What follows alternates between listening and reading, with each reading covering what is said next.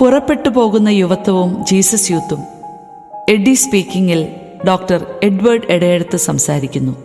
വീട്ടിൽ നിന്ന് പുറപ്പെട്ടു പോകലും ഒളിച്ചോട്ടവുമൊക്കെയായിരുന്നു ചർച്ചാ വിഷയം. എൻ്റെ സഹോദരങ്ങൾ 3 പേർ കാരണവന്മാരായി ഏറ്റുമുട്ടി എപ്പോഴെങ്കിലുമൊക്കെ പുറപ്പെട്ടു പോയിട്ടുണ്ട്. അപ്പോൾ എന്തേ നിങ്ങൾ ഒളിച്ചോടിപ്പോയില്ല? അതിന് ജീസസ് യൂത്താണ് എന്നെ സഹായിച്ചത്.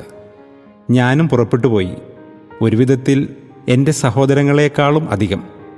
പക്ഷേ ഈ പേരിലായതു കാരണം ആർക്കും അതിൽ വിഷമം തോന്നിയില്ല എന്ന് മാത്രം. പുറപ്പെട്ടു പോകലിൻ്റെ പുഷ്പുൾ ഫാക്ടറുകൾ.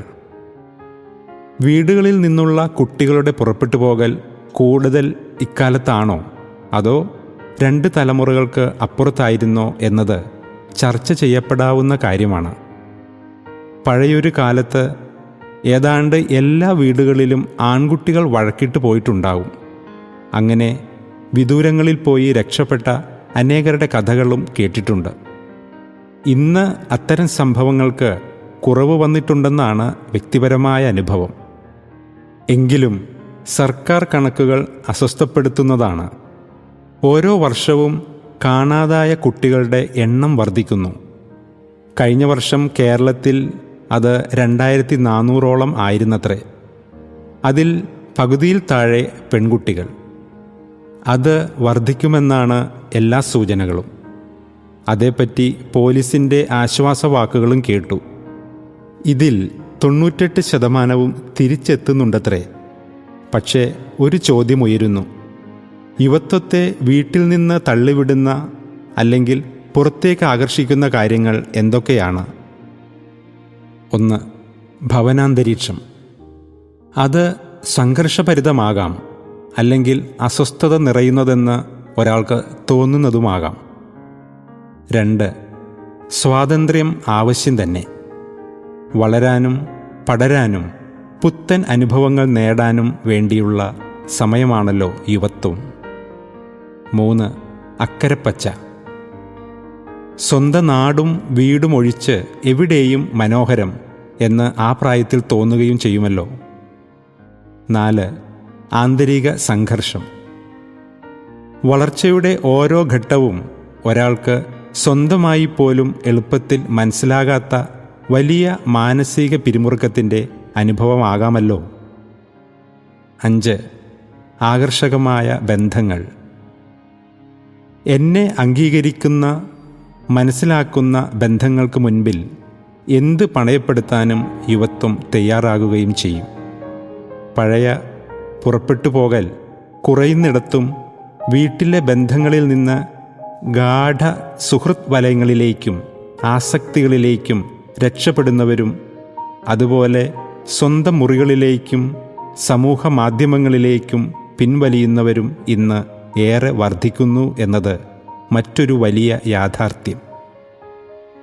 യുവത്വ മാതൃകയും പുറപ്പെട്ടു പോക്കും. പാപ്പ ഫ്രാൻസിസ് യേശുവിൻ്റെ യുവത്വത്തെക്കുറിച്ച് സൂചിപ്പിക്കുന്ന കാര്യങ്ങൾ രസകരമാണ്. വാസ്തവത്തിൽ മറിയവും ജോസഫുമൊത്ത് സങ്കുചിതവും ശ്വാസം മുട്ടുന്നതുമായ ഒരു ബന്ധത്തിലല്ല ഈശോ വളർന്നത്. ഒരു ദിവസം മുഴുവനും കണ്ടില്ലെങ്കിലും നടന്നുകൊണ്ടിരുന്നവരുടെ കൂട്ടത്തിൽ അവനുണ്ടാകുമെന്ന്, സ്വതന്ത്രമായി ചരിക്കാനും മറ്റുള്ളവരുടെ കൂടെ യാത്ര ചെയ്യാനും സാധ്യമാകുമാറ് അവിടുത്തെ മാതാപിതാക്കൾ അവനിൽ വിശ്വാസമർപ്പിച്ചിരുന്നു.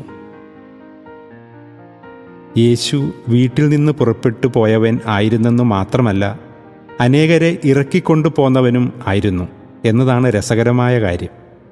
അതും പോരാതെ പുറപ്പെട്ടു പോകാനായിരുന്നു അവിടുത്തെ വിടവാങ്ങൽ ആഹ്വാനം. എൻ്റെ കാര്യങ്ങൾ പറയാൻ ദൂരദൂരങ്ങളിലേക്ക് പോകുക എന്നതായിരുന്നു തൻ്റെ വിടവാങ്ങൽ സന്ദേശം. ജീസസ് യൂത്ത് പുറപ്പെട്ടു പോകലിൻ്റെ സുന്ദരപാത.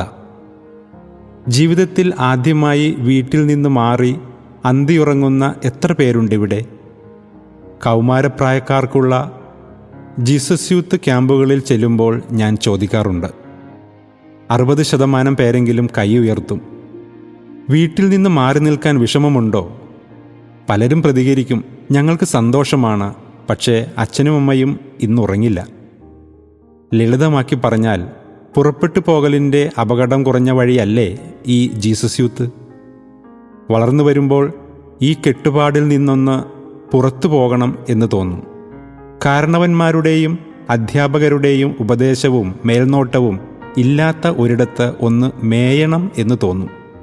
അതിലെന്താ തെറ്റ്? അത് വലിയ കുഴപ്പമില്ലാത്തിടത്തായാൽ അതല്ലേ നല്ലത്? മുന്നേറ്റ വളർച്ചയുടെ ആദ്യകാലങ്ങൾ ഓർക്കുന്നു. നേതൃസംഗമങ്ങൾ എല്ലാം എറണാകുളത്ത്. കേരളത്തിൻ്റെ എല്ലാ മുക്കിലും മൂലയിലും നിന്ന് ചെറുപ്പക്കാർ നീണ്ട യാത്ര ചെയ്തെത്തും. ആദ്യമായി എൻ്റെ നാടിന് പുറത്ത് യാത്ര ചെയ്തത് അന്നാണ്. ഫാഷൻ ഉടുപ്പിട്ടവരെ, ഇംഗ്ലീഷ് പറയുന്നവരെ ആദ്യം കണ്ടത് അവിടെയാണ്. തിരിച്ചു ചെന്നപ്പോൾ പട്ടണം കണ്ട അവനും അവളും വലിയ നേതാവായി എന്നത് അതിൻ്റെ മറുപുറം.